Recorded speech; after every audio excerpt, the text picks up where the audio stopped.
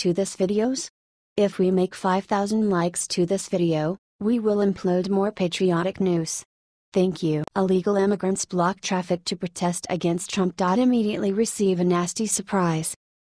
Around 15 liberals who support immigration were arrested when they blocked traffic while protesting outside the Texas Capitol. I'm doing this for my family and sisters who are undocumented and my 6-month-old son so he can live in a world where human dignity is respected, shouted Manuel Ramirez as he was arrested, according to the Texas Observer. Ramirez explained that he has been undocumented for 20 years but recently got permanent legal status, which was why he said he could put his life on the line. Police said that the 15 protesters have been charged with obstructing a highway, a Class B misdemeanor, and range in age from 20 to 42. After repeated requests by DPS officials to leave the roadway were ignored, the suspects were arrested without incident, said DPS Staff Sergeant Victor Taylor in a statement. I benefited from DACA, but I knew that was always temporary and didn't benefit everyone in our community such as my parents, said Catalina Adorno, an activist from San Antonio, while in handcuffs. There are some serious risks to getting arrested, but I know that all the small victories the immigrant community has had were the result of people taking risks. This comes as President Trump continues to crack down on illegal immigration as a top priority of his presidency. He traveled to Long Island on Friday to call for the violent MS-13 gang, which is full of illegal immigrants, to be destroyed. Trump said that MS-13 gang members have transformed peaceful parks and beautiful neighborhoods into blood-stained killing fields. They're animals. He pledged that his administration would dismantle, decimate and eradicate MS-13. We're getting them out, Trump said. They're going to jails and then they're going back to their country, or they're going back to their country period. What do you think of this? Share your opinion.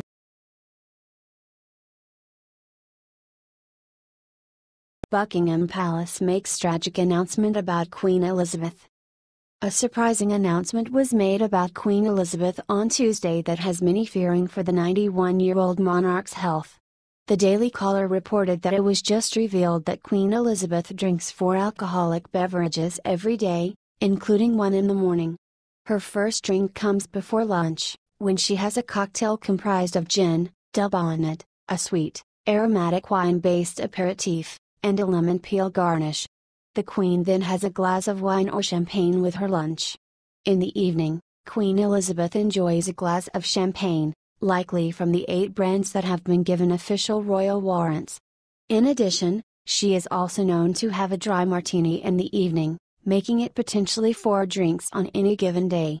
This means that Queen Elizabeth surpasses the threshold of low-risk drinking, which is defined as no more than 3 drinks on any single day and less than 8 drinks per week for women according to U.S. government standards. However, given the fact that she has reached such an advanced age, perhaps she is fine with towing the line on this. This comes a month after the Queen's 96-year-old husband Prince Philip was rushed to the hospital with health problems. Daily Mail reported that Prince Philip was admitted to King Edward VII Hospital on Tuesday night after suffering from an infection triggered by a pre-existing condition. A Buckingham Palace spokesman said that Prince Philip was in good spirits but was disappointed to be missing today's planned engagements. The Duke of Edinburgh was admitted to hospital, as a precautionary measure, for treatment of an infection arising from a pre-existing condition, the spokesman said. Prince Philip is in good spirits and is disappointed to be missing the state opening of Parliament and Royal Ascot. The Prince of Wales will accompany the Queen to the state opening, the spokesman added. Her Majesty is being kept informed and will attend Royal Ascot as planned this afternoon. Please keep the Queen and her husband in your thoughts and prayers.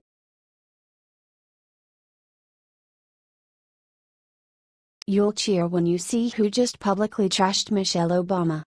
During her time as First Lady, Michelle Obama loved nothing more than spending millions of our hard-earned tax dollars on her own lavish lifestyle. Now that she's left the White House, however, Michelle is trying to remain relevant by whining about how hard being First Lady actually was for her. Hollywood actor James Woods immediately called out Michelle for her shameless woe is me sob story. Young Conservatives reported that last week, Michelle gave an interview in which she whined about the racism she faced as First Lady. "The shards that cut me the deepest were the ones that intended to cut," Michelle insisted. Knowing that after 8 years of working really hard for this country, there are still people who won't see me for what I am because of my skin color. Keep in mind that this is the same woman who once said that she was never proud of the USA until her husband was elected president. After hearing Michelle's whining, Woods immediately fired back on his Twitter page. What? One personal 747 and 32 assistants weren't enough for her 8-year vacation on your dime? The Academy Award-nominated actor wrote. Bam! Woods could not be more right. Michelle spent 8 years traveling around the world with her massive entourage on our dime, and now she expects us to feel sorry for her by playing the race card like it's her job. Share this story if you agree with James Woods about Michelle.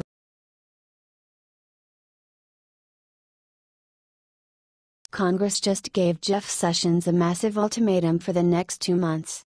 Congress decided that they will pass a new amendment to a bill that will request from the Attorney General to investigate more collusion. By a vote of 16 to 13, the House Judiciary Committee voted in favor of an amendment that will require current Attorney General Jeff Sessions to appoint a special prosecutor within 60 days. The law will instruct that special counsel to investigate Susan Rice, James Comey, Loretta Lynch, Barack Obama, and Hillary Clinton. The scope of the investigation is not limited to the 2016 election. It also includes the sale of uranium to Russia and the Clinton Foundation, Tarmac-gate and other things as well. This process will likely take a few more days, but at the moment it looks like there will be a second special counsel to investigate. This was the thing that the supporters of President Trump wanted to hear. What do you think of this? Share your opinion.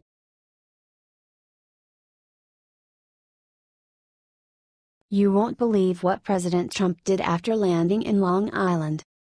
This Friday, President Donald Trump went to Long Island to influence Congress to create more funding to the breaking of illegal immigration in the United States. Daily Mail reported that, departed from Washington, D.C. early in the afternoon, and once he landed, the president spoke at Suffolk County Community College in Brentwood, New York. This is close to where the ultra-violent street gang MS-13 has committed a string of gruesome murders, including the massacre of 4 young men in April in a Central Islip Park. During his speech, Trump continued his tough talk on immigration and called on Congress to dedicate more funding to border enforcement and faster deportations in a speech in front of law enforcement officers and the family members of crime victims. "These are animals," Trump said of MS-13, a violent gang full of illegal immigrants. "When you see these thugs being thrown into the back of the paddy wagon, you just see them thrown in, rough." "I said, please don't be too nice," Trump recounted to laughter. "Like when you guys put somebody in the car, and you're protecting their head, you know the way you put their hand over? Like don't hit their head, and they just killed somebody? Don't hit their head?" On Friday, Attorney General Jeff Sessions was in El Salvador giving an address at an International Law Enforcement Academy graduation near the MS-13 headquarters. MS-13 is based here in El Salvador, but its tentacles reach across Central America, Europe, and through 40 U.S. states, and to within yards of the U.S. Capitol, Sessions said. With more than 40,000 members worldwide, including 10,000 in the United States, MS-13 threatens the lives and well-being of each and every family anywhere they exist and everywhere they infest. What do you think of this? Share your opinion.